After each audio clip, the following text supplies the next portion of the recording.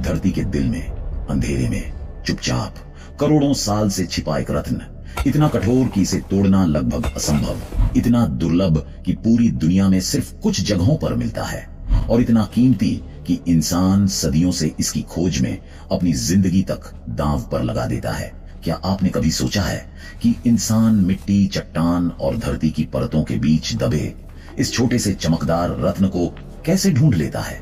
कैसे पता चलता है कि किस पहाड़ के नीचे, किस नदी की तलहटी में कौन सा पत्थर हीरा छुपाए बैठा है? आज हम एक ऐसी यात्रा पर जा रहे हैं जिसमें विज्ञान है, इतिहास है, खतरनाक खोज है और प्रकृति का वो चमत्कार है जिसे हम हीरा कहते हैं।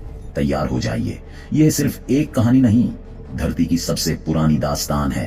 धरती के गहरे अंधेरे में सतह से लगभग 200 किलोमीटर नीचे एक असाधारण घटना घटती है। यहाँ तापमान हजारों डिग्री और दबाव इतना तीव्र होता है कि साधारण कार्बन के परमाणु एक दूसरे से कसकर जुड़ जाते हैं। लाखों वर्षों में यह बंधन एक क्रिस्टल बनाता है जिसे हम हीरा कहते हैं। यह जन्म मानव या तकनीक की पहुंच से कहीं दूर पृथ्वी की कोख में होता है, लेकिन यह सिर्फ शुरुआत है।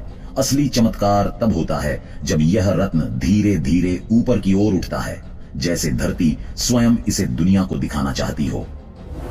हीरा भले ही धरती की गहराइयों में पैदा होता है, लेकिन इंसान कभी वहां तक नहीं पहुंच सकता।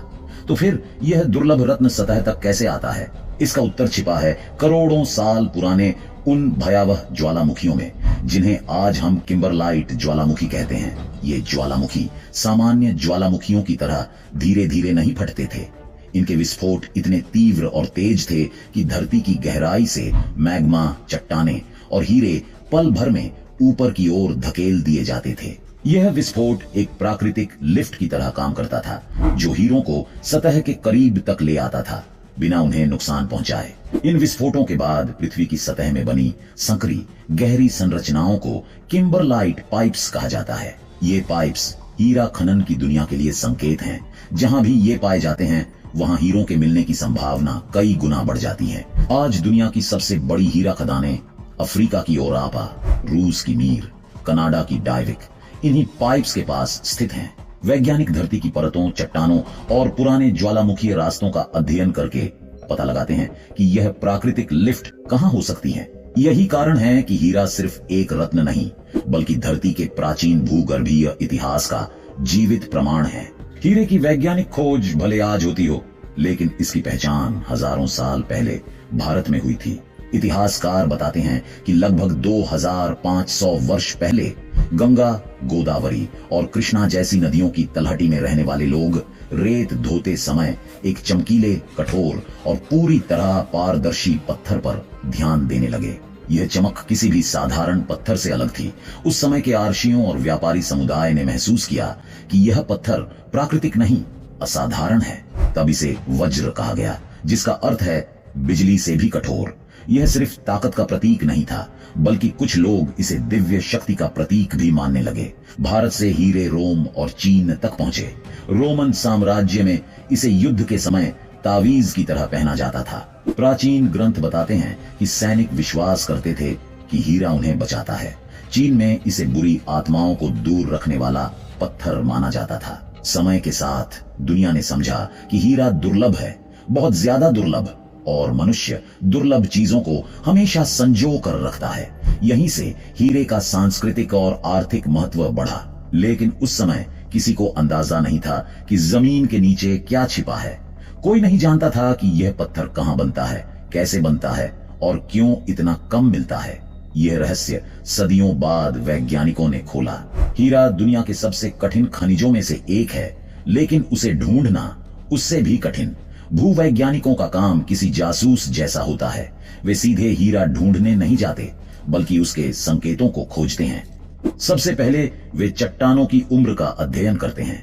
हीरे प्राचीनतम चट्टानों में मिलते हैं जो अरबों साल पुरानी होती हैं। फिर वे देखते हैं कि क्या उस क्षेत्र में कभी ज्वालामुखी विस्फोट हुए थे। अगर पुरानी ज्वालामुखीय गतिविधि के संकेत मिल जाए तो यह पहली बड़ी सफलता होती है। इसके बाद वे खोजते हैं इंडिकेटर मिनरल्स जैसे गार्नेट, क्रोम डाइऑक्साइड और इल्मेनाइट। ये खनिज अक्सर वहीं पाए जाते हैं जहां हीरे मौजूद होते हैं।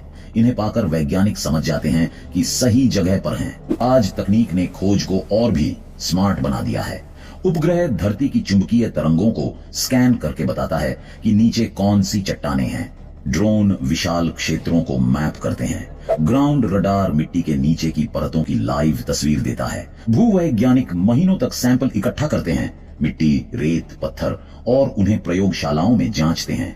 कहीं कोई छोटा सा क्रिस्टल, कोई असामान्य चमक या किसी खनिज का अनुपात, सब कुछ सुराग होता है। यह एक धीमी पर बेहद रोमांचक जांच यात्रा होती है।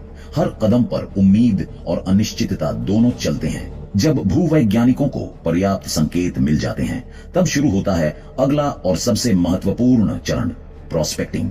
यही वह चरण है जहां अनुमान, विज्ञान और मेहनत एक साथ मिलते हैं। सबसे पहले एक विशाल क्षेत्र को छोटे छोटे हिस्सों में बांटा जाता है। टीमें विभिन्न बिंदुओं से मिट्टी, रेत और चट्टान के नमूने इकट्ठे करती हैं। हर नमूने को सावधानी से पैक कर प्रयोगशालाओं में भेजा जाता है। विज्ञान यहाँ बेहद बारीकी से काम करता है। एक छोटा सा खनिज भी पूरी दिशा बदल सकता है।